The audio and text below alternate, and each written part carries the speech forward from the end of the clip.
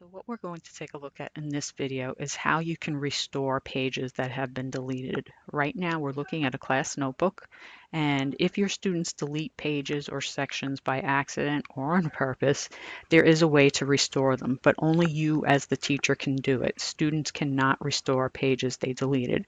So let's say, for example, I want to restore a page that my one student in this notebook has deleted. So what I'm going to do is I'm going to come over to this History tab, and then I'm going to click on the Notebook Recycle Bin.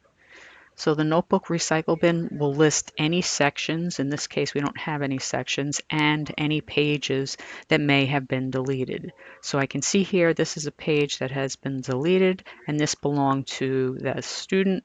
So I'm going to restore this by right-clicking on it, and then I'm going to select Move or Copy.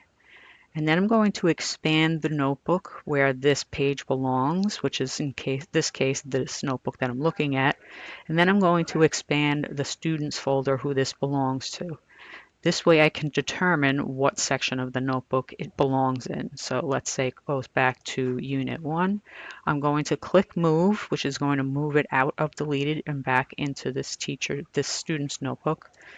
So when I click Move, now I can double check it by going back out, going to the student's notebook section. Unit 1 is where I moved it to, and you can see here the page has been restored and is now back in the students section.